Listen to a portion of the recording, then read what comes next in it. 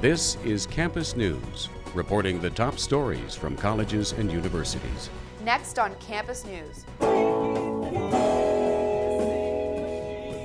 Rock out with some music industry students as they strum closer to graduation. Find out how some college athletes dress up and scrum together to lend a hand.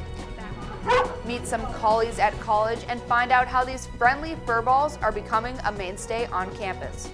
We didn't know what was going on. We thought there was a fire. Hear firsthand from an NDSU professor caught in the Brussels terror attack. Thanks for joining us. I'm Tyrell Philly. And I'm Betsy Harmson. For most, a trip out of the country can be unforgettable. But for one NDSU professor, his trip home from Belgium is one he will never forget. Reporter Emma Vattenstall brings us his story. A well-traveled man, Dr. Newell Wright, director of the NDSU Center for Global Initiatives, has seen many things.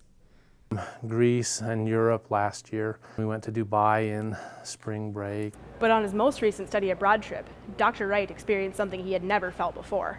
Wright cleared Zaventem Airport security on the morning of March 22nd. Shortly after, he felt tremors, shaking the airport. An hour later, about 8 o'clock, I was on the other side. I was in the concourse area, and I felt the building rock.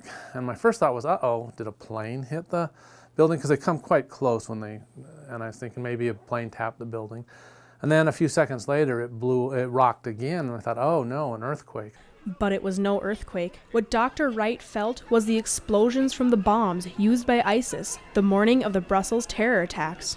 The attacks on the airport contributed to the destruction that took the lives of 32 people. We didn't know what was going on. We thought there was a fire. So I'm sitting there. It's probably 9 in the morning by that time. But we stayed out there for about 45 minutes. And then I looked again and realized that, this might not be a fire. This might be a terrorist attack. Dr. Wright did not suffer any physical injuries, but that doesn't mean he came away unscathed. What would have happened if my students had gone home today instead of yesterday? There may have been casualties. I keep going through my mind, what if? Tragic events like this will not stop this world traveler from taking students to learn and experience other countries. With photographer Tyrell Philly, Emma Vattenstall, Campus News. Dr. Wright and NDSU students are going back to Europe next month. Tough times are ahead for the University of North Dakota. Because the state is in a budget crisis, UND is making cuts. Baseball and men's golf are gone after this year.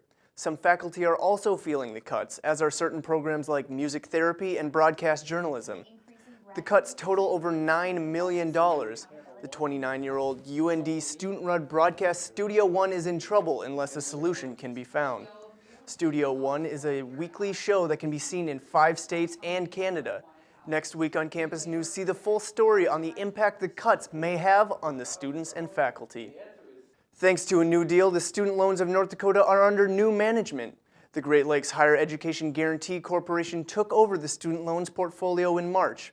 Director of the UND Student Loan Financial Aid Office, Janelle Kilgore, says the change only affects students who don't pay back their loans.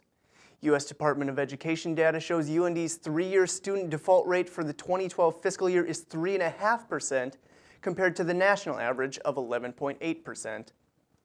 For many, eating healthy food is a no-brainer. But for one North Dakota State University assistant professor, her research focuses on making food healthier for people. Reporter Derek Barkowitz visits her lab to find out more.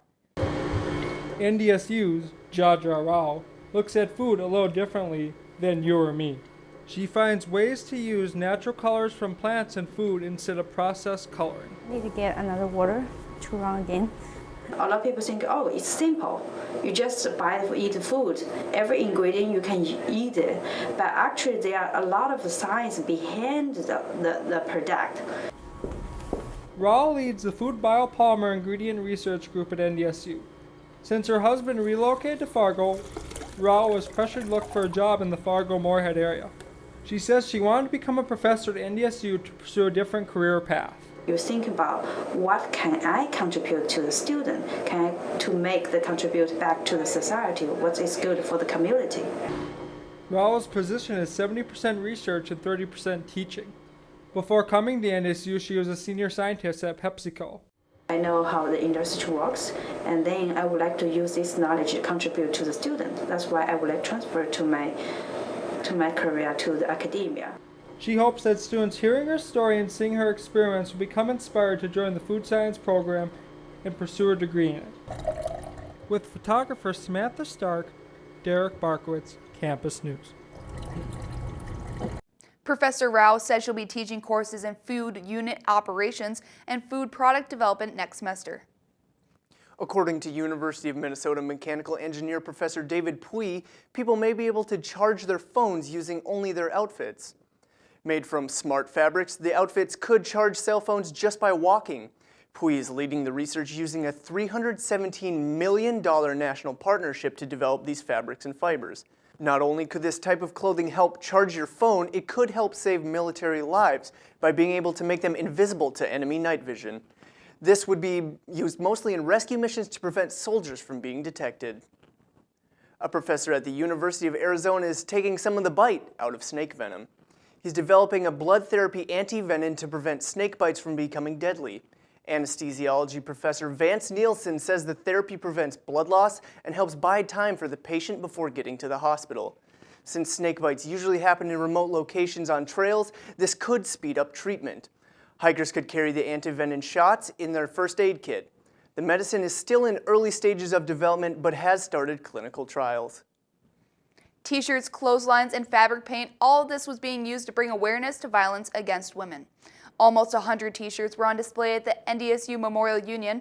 The shirts were used as a medium for students and faculty to express their emotions about their own experiences with domestic violence.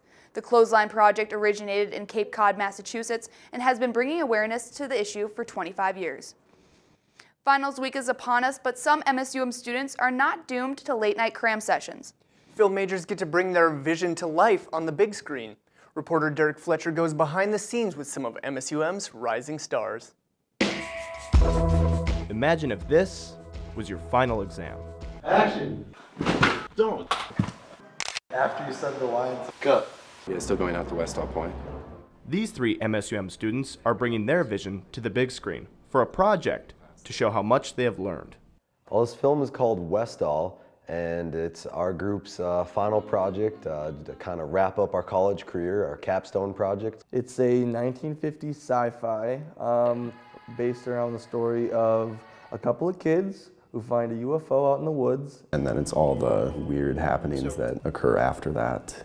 What did you do? What did you do? Can I see a little love from you? A project of Westall scale could not be accomplished without a budget. We then launched an Indiegogo fundraising campaign. We raised $5,800, somewhere around there. Wow. Yeah.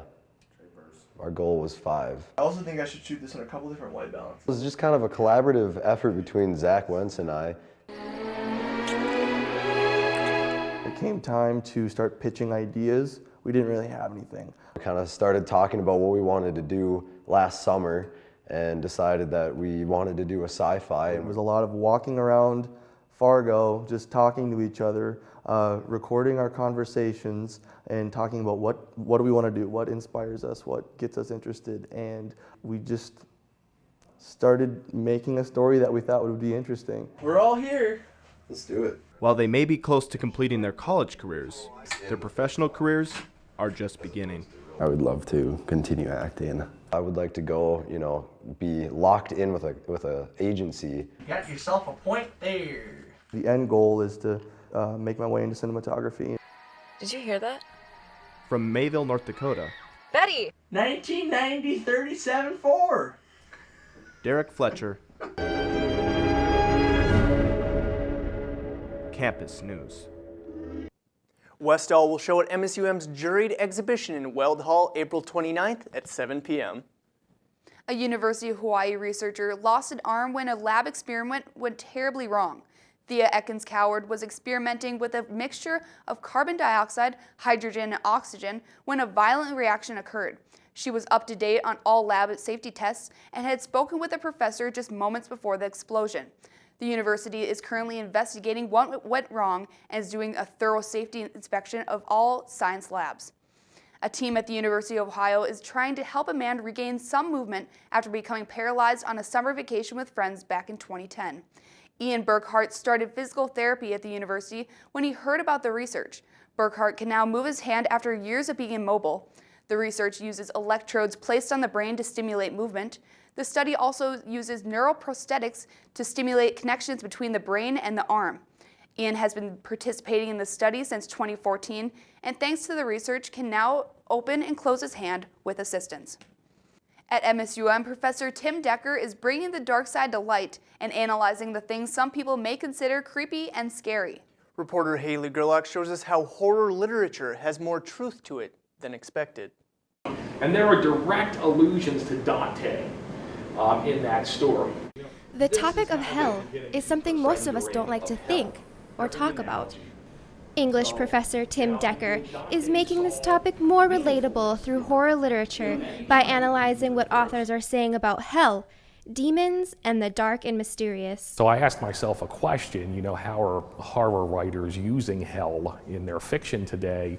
And the answer that I came to was that they're actually divorcing it from a traditional Judeo-Christian, notion of hell. Using novels such as The Exorcist, they are bringing our nightmares to life. Okay, this is Pazuzu, the demon. One horror book lover, Wyatt Sanders, says he wasn't scared, but intrigued. Always liked horror as a genre. Not necessarily the most modern horror, hasn't really been my thing, but Gothic horror mostly has been a great interest of mine. Although some of us don't relate to this topic, Wyatt says he has become more interested in the subject of hell being internal. For everyone, everyone's story is going to be different, and the narratives that you can pull from that are nearly endless and much more refreshing than just fire, brimstone, Satan. This might not be your traditional view of hell, but who knows what happens after we turn the lights off. With photographer Marina Varescun, Haley Gerlach, Campus News. Professor Tim Decker also teaches a Gothic literature class at MSUM where you can learn more about these novels. Commencement is set for hundreds of North Dakota State University seniors, but one alumnus will also receive an honorary degree. Registers say over 1,200 graduate, professionals, and undergraduate students plan on marching in the ceremonies. NDSU will present Myron D. Johnsrud an honorary doctorate of agriculture. The Watford City, North Dakota native received a bachelor's degree of agriculture and mechanization in 1957. The ceremonies are scheduled for Saturday, May 14th at the Fargo Dome. An assistant professor of photography at MSUM is going out with the new and in with the old. Alyssa Eidsness tells us more about a piece of photographic history. 200 out to Chris Walker is an assistant professor at MSUM who teaches photography. Picked up a first serious camera in 1981, so it's at 35 years. It may look like you're going back in time. I think I use film still because it's totally baller. Okay, wait, maybe I shouldn't say that. Walker uses a large 8x10 format camera. All right, so here's the last one. Not many people know how to use one. This camera can capture details that not even the naked eye can see. There, which is coming up at f32. And the darkest thing I'd like detail in is at 5.5. Walker travels to different towns shooting what he loves, buildings and landscapes. I swear I can hear a Carolina wren back there. And there is no way we should have a Carolina wren in North Dakota. Shooting what he calls the heart of agriculture, grain elevators. I did this for my thesis project in grad school, 15 years ago. They're a fixture of Americana, and they're disappearing just because of financial issues. Even though it takes time and patience using this camera. Wait for the pigeons to stop flying. It's the surprise at the end, when seeing the prints come to life. With photographer Skylar Zach. Alyssa Eidsness, Campus News. Walker has been invited to show his work at the Berlin Biennial of Fine Art and Documentary Photography this fall in Germany. To see more of his work, visit chriswalkerphoto.com. The spring semester is coming to an end, and MSUM is helping education grads find a foot in the market. The Career Development Center hosted a tri-college education fair to help students from the Fargo Moorhead community come to see the opportunities they have. The purpose is to connect senior education majors with employers seeking to hire fresh grads. Interim Assistant Director of Career Development Center says sometimes just knowing the person is enough. You know, we live in a modern online age, but nothing can replace what a face-to-face interaction can provide. And a lot of the times that's the difference between being on the bottom of a stack and being singled out and put to the top. The Career Development Center is at MSUM plans on hosting more job fairs before the semester's end. Have you ever misinterpreted a text from someone or misunderstood the meaning of a winky face? University of Minnesota researchers have proven that we've all been there and done that. The U of M used a point-based system to determine how someone felt using the emojis. The result of the smiley face study, researchers found over 40% of emojis are easily misread. A woman and her colleagues have a long history at Minnesota State University Moorhead. Reporter Haley Warnicki shows us what keeps bringing her and her dogs back to campus. It's not just humans roaming the halls at MSUM, but furry animals ready to bring the students some love. Now sit. Sit. There we go. Two dogs by the name of Jackson and Titan are often seen walking around campus to greet anyone willing to pet them. But this time, they came to campus for Fuzz Therapy, an event to help students during their stressful semester. This is a great way to relax, get some love from some really furry animals. These two are known as the campus collies. Oh, look at he loves me. Because students can't help but pet them wherever they go on campus. But MSUM is more than just a place for their owner, Bev Wesley, to walk her dogs. I love Moorhead State, yeah. That's okay. No question. It's a place that helped her find love again, and along with it, a love of collies. After divorce at age 26, she started taking classes at MSUM. She ended up in a physics course taught by Professor Walter Wesley, who would later become her husband and colleague when she began teaching at MSUM. Walter brought his love for collies to the marriage. They're big boys, aren't you? Jackson and Titan are the 7th and 8th collies Bev has owned. The last dog she owned with her husband, named Zeus, had a special role in their lives. Zeus was actually my husband's therapy dog through the Alzheimer's. It was a real blow, though he never complained, but I could never figure out how a theoretical physicist would deal with that, but he did. He wasn't combative, he wasn't difficult. In Bev's house, just a block from campus, MSUM logos and pictures of Zeus and Walter are scattered throughout her home. That's McLean. Reminding us where her love of collies first started. Okay, here's that building. Zeus outlived Walter, and then when Zeus died, Bev decided she wanted another collie. She adopted Titan, and then Jackson. Bev already has a plan when Jackson and Titan are gone.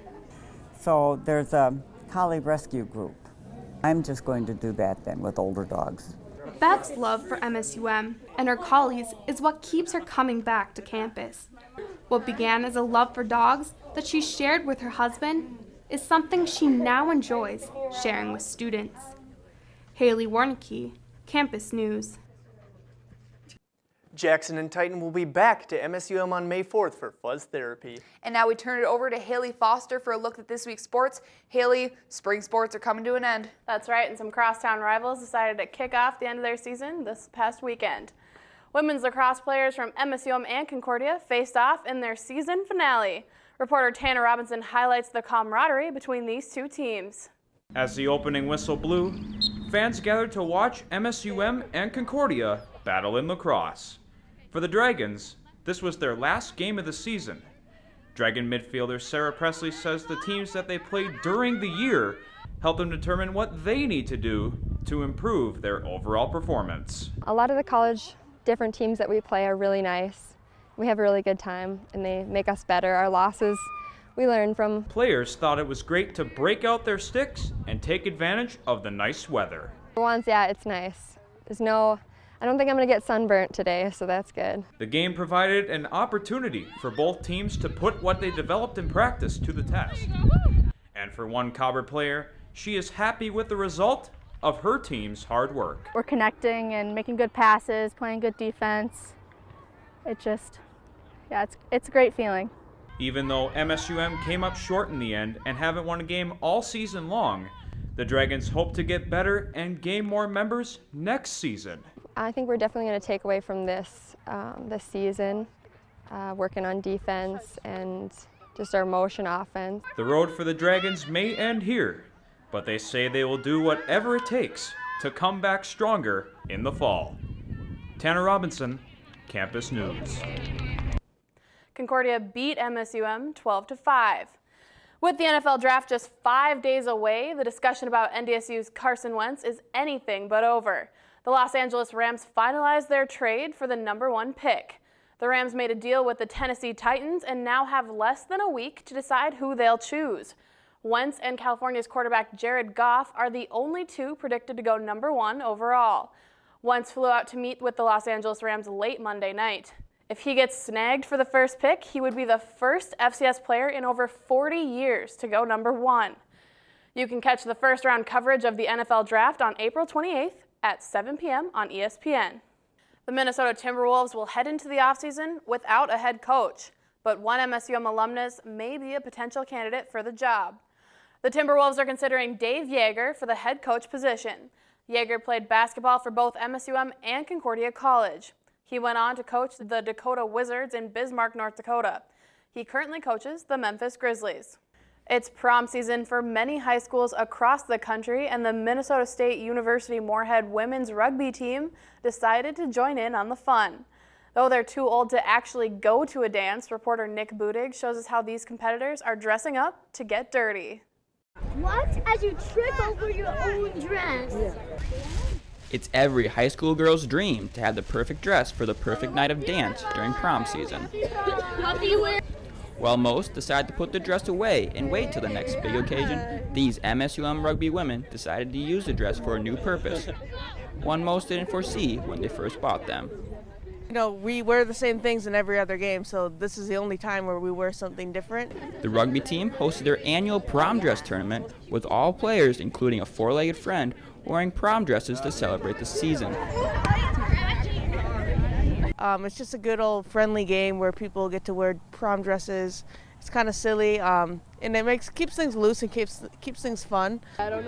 With fans and former players coming out in full support for the team, the match gave the fans some early excitement as a way of thanking them for coming.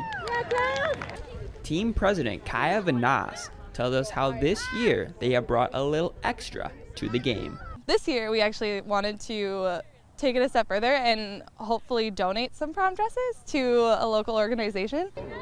With the game not offering anything for the win and loss column, it did have a few trophies on the line. With photographer Nicole Strobel, Come on, sir! Nick Budig, Campus News. MSUM won the tournament, beating NDSU 53-0 in the championship game. The team donated 4 prom dresses to CCRI for their prom in Fargo Moorhead. Wow, you guys, rugby in prom dresses. You know, Haley, I've been thinking of doing that myself, but I need your advice. Do you think I should go strapless or halter? Definitely halter. I saw some of those girls duct taping straplesses on because if you get tackled, they come right down. And the halter top would show off your shoulders. Thanks for noticing. At MSUM, the on-campus record label Undeclared is flipping the script on how they run the show. Just this last year, they decided to revamp their sound. I went to see some of the artists they're working with.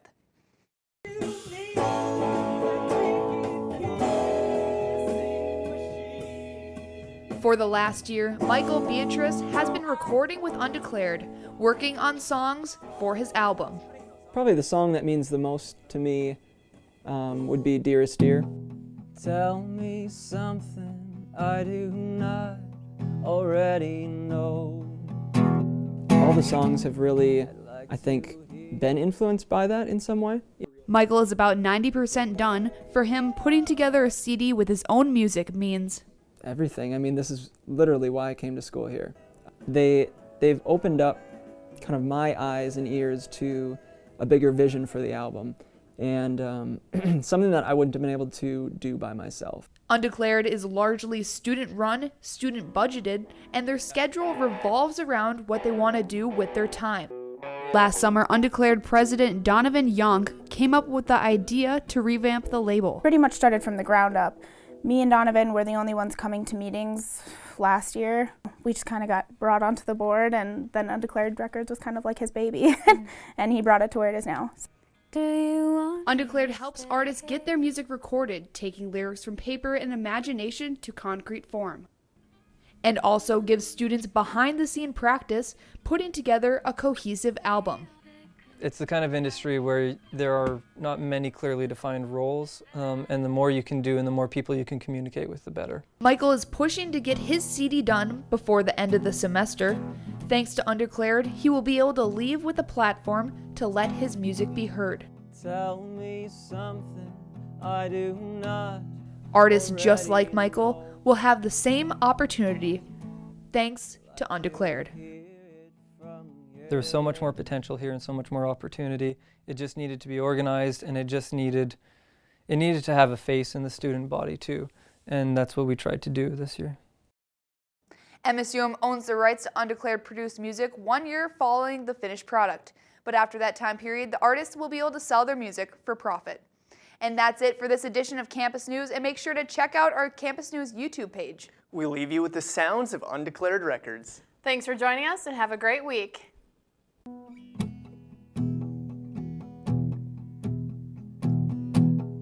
Tell me something I do not already know. I'd like to hear it from your lips.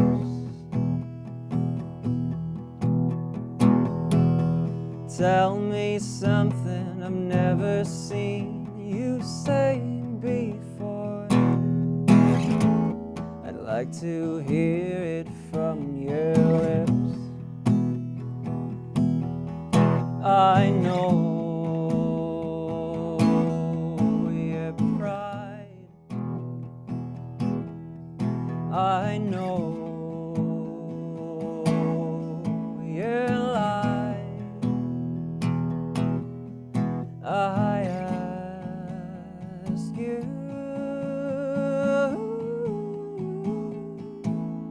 so delicately.